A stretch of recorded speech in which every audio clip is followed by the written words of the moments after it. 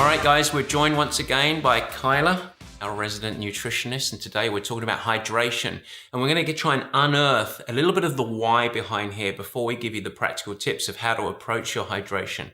I think most athletes intuitively know or have read the importance of hydration, and yet I think there's fewer athletes that really understand the why of what is important about hydration. I think that's a really fundamental sort of topic to uncover first of all. And a great example of sort of some of the misinformation out there, for example, would be cramps. Might be one example where we used to think that dehydration equals cramps, right? And those studies have shown that that's not true, right? It's there are many studies now, and in fact, cramps themselves, it's one of those sort of emerging sciences or part of the science of nutrition and biochemistry globally, because there's some interesting research out there, but we still don't really know what is the cause of cramps. And it's probably multidimensional. It's probably more than one cause dependent on the athlete. And I think that displays itself in the practical world, the real world, not just in the lab. But there's also, with hydration, there's been other problems as well, yeah? Right, yeah. So people think that they're trying to prevent their cramping from occurring and they'll overconsume water. And when they're overconsuming water, they're causing their blood to become, or their body to become hyponatremic, very dilute, low in electrolytes, high in blood volume. And that can be, potentially dangerous. People have died in races from diluting electrolytes down, ultimately causing kidney failure, yeah? Yeah.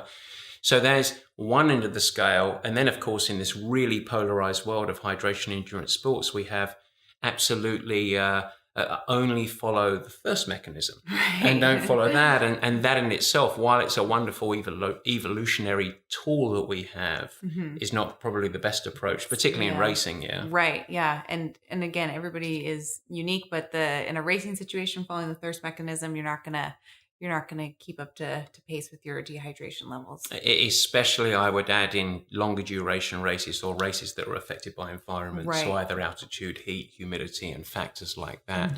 So let's get into the why a little bit. I'm going to go a little bit coachy here and talk a little bit about that, because when I like to explain to athletes the reason why hydration is important, the first thing I always talk about is blood.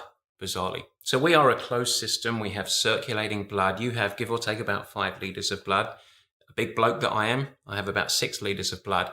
And our blood, it has actually many roles that it plays. But when we think about performance globally, I think there are 3 major roles that we want to think about. The first is delivering oxygen via red blood cells to our muscles so that we can create energy, and in turn, offloading some of the byproducts. So it is a delivery mechanism of oxygen to create energy. Obviously important when we're doing work, when we're actually swimming, biking, running, etc.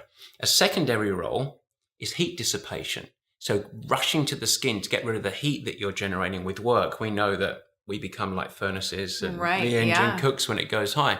So there's heat dissipation, and heat is a really corrosive component for our brain and other organs. And so we must get rid of that heat. And then the third component, something we'll talk a lot about later, the GI system. Rush into the GI system to help with absorption of calories. And so those are the 3 main components. If you get dehydrated, one of the components that occurs is a drop in plasma volume, the white component of your blood. So you start to lose volume. You go down from the 5 liters, less and less and less. And of course, the net result is competition. Competition between muscles screaming out for your oxygen, skin looking to dissipate the heat, which is so important, and of course, the GI system. Well, the first casualty, GI system. Who cares about absorption? So it's no wonder that athletes have a harder time in racing actually absorbing calories. The competition that is really counting is between muscles so that we can keep doing what we want to do, and skin to dissipate the heat that's generated from that.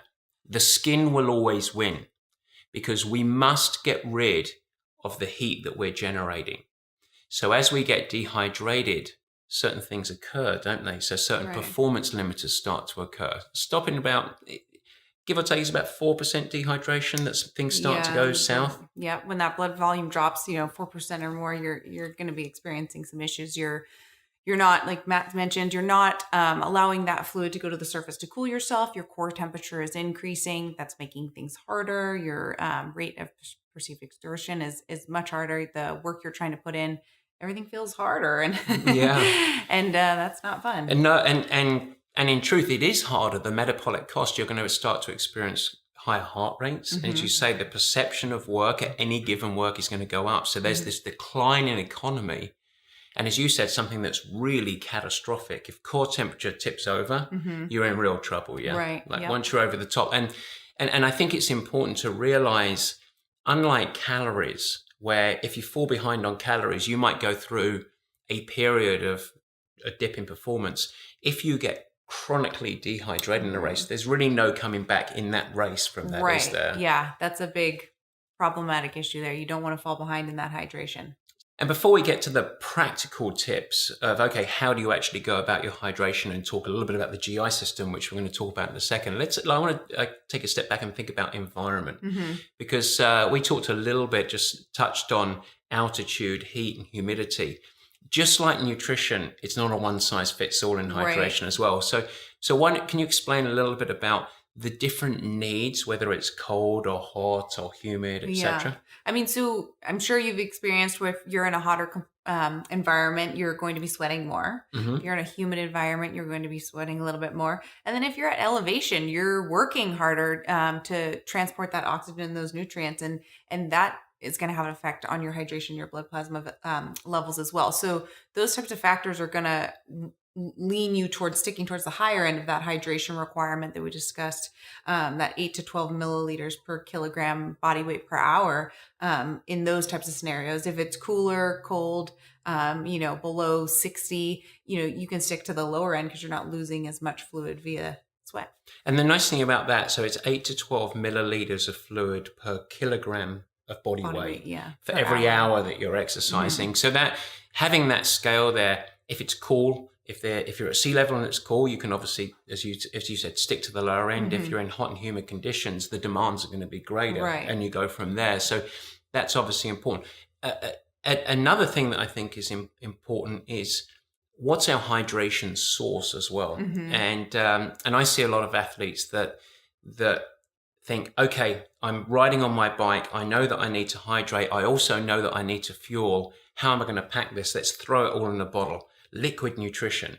Probably not the best to achieve our hydration goals, would you say? Right, so, what's your advice on that? Yeah, so something like that where you're putting all your fueling calories into a liquid form, you're consuming something that's very highly concentrated for your GI system. And especially as you train for longer periods, or you're in a racing scenario and you're becoming more and more dehydrated and the blood plasma is going down, this becomes much more challenging on the GI system the further you get into a racing scenario. There's less fluids and blood in your blood going to the GI system to help digest and pull those calories away from the GI system to the working muscle tissue. So it can become problematic in that sense. You want something that's going to match your blood osmolality or concentration. So I think companies now are really starting to kind of pronounce that on their labels, but you want to stick to something that's around 260 milliosmoles per liter. 260 milliosmoles per liter. Okay. And at the most objective, practical level, when you look at your water bottle and it's going on your bike, that the purpose of what you're consuming there is only hydration. And so therefore, if you're looking for, and in fact, any calories that are in there are really designed to just match your blood chemistry to help with absorption. You don't count those in your fueling. Correct. Your fueling is only counted with the calories that are coming proverbially from the pocket. So exactly. That's a nice way, I think, a really practical way of thinking about it and dividing. And that'll help too, staying hydrated will help the fuel be absorbed and pulled across that intestinal barrier, as opposed to just consuming lots of solid things and not hydrating. For example, you're going to have a concentrated mass in your stomach, and you need to dilute that to have it pulled across that intestinal barrier. And now you're getting to sort of, in my mind, from the coach's lens, the other big role of hydration in endurance sports, which is, I call it the transporter. And what I mean by that is, it is undeniable that when we're racing or when we're doing higher intensity training, longer duration training, we have to consume calories. Mm-hmm. But as we talked about before, your GI system is not very good at absorbing those calories. And the only way to help get across the stomach and the lower intestine is to dilute them. Right. And so the big role is the bottles and drinking Yes. and diluting. Yeah. Staying hydrated. So a part of that is any time that you're putting calories in your mouth, you have to support with hydration. Right. Yeah. Follow that with a couple sips of your hydration. Rinse it down. Is there a rule of thumb on concentration? Because there are some carbohydrates in all hydration beverages. Mm-hmm. How much is enough? How much is too much? Is there a general rule of thumb? Yeah, Or a strict rule of thumb? Yeah, you don't want something obviously too carbohydrate dense. That's going to can actually in turn cause dehydration. Going in too concentrated, you're going to be pulling fluids actually from your working tissues to dilute in that small intestine, dilute that concentrated fluid and pulled across. So you do want something that's going to, again, match that. And if you can find a gender specific formula that's made for your GI system, that would obviously be ideal because we are different in our absorption rates. And with that, let me play devil's advocate a little bit. That's great in utopia. And that's what you plan to do. But sometimes things don't happen, or you're halfway through the race and you just don't have access to it. So practical guide, what do we do if we are stuck with what's on course? Right. Powerade, Gatorade, Yeah. whatever it might be. What do you do in that situation? We still have to hydrate, and that's 6 or 8% concentrate. It's too concentrated. Yeah. Do you just drink it? Or? You do need some hydration. So doing that and swapping it in with some water, or doing a combination at the aid station, or alternating each aid station would be ideal. Instead of like just sticking with the Gatorade or the Powerade, alternate. So doing everything that you can do to basically dilute the Get solution. a little bit more in line with your GI system. Okay. And then finally with that component, we've touched on it in other videos, but if you are starting to get that bloated feeling that the GI system is shutting down, you don't just keep tipping calories, you don't just keep some solution. It's probably best to really try and dilute and go to almost pure water. That is a role of pure water. Just taper down for a bit until you start to kind of feel a little better, slight sips of water, maybe sips of Coke. The bubbles might ease your stomach upsetness a little bit. Of course, prevention is key. So trying to do 1 to 2 Tums per hour as a preventative so you don't get to that point would be ideal. Of course. And that's really a fail-safe. I don't think I've ever met anyone that's had trouble by consuming the sort of high alkaline Tums or anything like that. And Coke is counterintuitive. People won't think, hang on, I'm going to put this really sugary sweet beverage. But it is, I've said before, in a race environment, it shouldn't appear in your life whatsoever. But in a race environment, I've never known anyone to have trouble with it. I've never known anyone that's had an adverse reaction. And many people have used it as actually a fueling source. But in this point, it can actually, sometimes the bubbles actually help with the GI system getting moving, which people think that's crazy, but it's genuinely true. It's real life, Yeah. And sometimes it's the only thing you can really tolerate at that point too, if you are starting to feel that upsetness in your stomach. And ultimately you got this challenge. I've got this far to go. I've got to keep hydrating with water, but I've got to keep fueling. If it's the only thing, that's what you go with. Go with the liquid gold. So if in doubt in the race, Coke, and then keep doing Coke. And that's what the rest of the world is, and go from there. Let's talk about a couple of other missions that we have to have. I think a couple of really important points in training as well, and racing, I should add. Hydration status. I think that we talked about hyponatremia earlier, and the overconsumption of pure water leading to a really dangerous condition. And that's really interesting, because if we frame success is getting not too dehydrated, but really what that means by definition is when you finish a training session, even if you have hydrated well, you will be dehydrated. Right. So that has an influence of when you start stringing training together and the rest of life. Yeah. Yeah. And so that means you still need to focus on your hydration as part of your recovery post a training session as well. So, you're not just going to straight water necessarily. You might need to do, if you have another training session that day, or you had a really hard session, you might be doing some electrolyte beverages to help with that. Or it could be salting your food with a little pink Himalayan salt or something like that too at your meals to help get that fluid replacement back in, your plasma volume back up. Interesting. And then just because an athlete does a great job of of hydration during the session and then following rehydrating, there's still a global health component that outside of that, you need to be a hydrated human being as well. Yeah, it's a good reminder where it's like, okay, that's just to mitigate something that's happening, dehydration. But in the rest of life, hydration is critical for cellular health, immune health, and lots of other things, and energy balance and things like that as well. So I think that you, similar to fueling and nutrition, you need to isolate and say, this is what I'm doing, wrapping my hydration in my training. But in the rest of my life, I can't be a camel. Right. You know, I have to actually go and really hydrate for the life health components of it all. So now coming back to dehydrating, so you're going to go through and you're getting dehydrated. That has a massive influence on longer racing. Because if we think about multidiscipline, swim, bike and run, and we start to think about Ironman, when we frame what we're doing on the bike, it's as much preparation for the run when we think about the hydration component as it is just trying to have your best bike performance.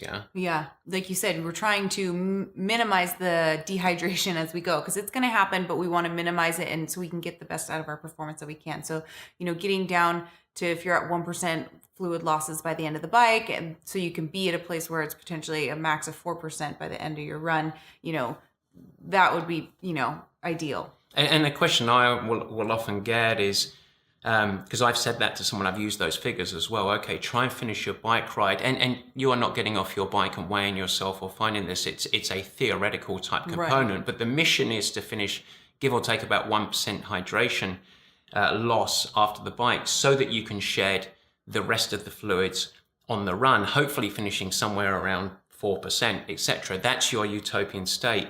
And the kickback I get is, hang on, the bike ride is 4, 5, 6 hours, and the run is much less than that, hopefully. But the challenge is, firstly, on the bike, it's a much easier place to actually hydrate. You have bottles, you're getting all the fluids in. And on the run, your GI system is shutting down. And because it's weight bearing, you are shedding fluids. Right. You know, you can do whatever you want. You are losing lots more fluids on the run, particularly in hot environment. Absolutely. Yeah. So that's a huge component for you. Well, that's hydration. I think that's a key component. Did we miss anything there? We covered a lot. We did cover a lot. We covered a lot. Well, drink your beverages, hydrate in sport, but don't just hydrate with water. Make it consistent. And then, of course, we balance it with great hydration in life. Thanks so much, Kyla. Thanks. Cheers.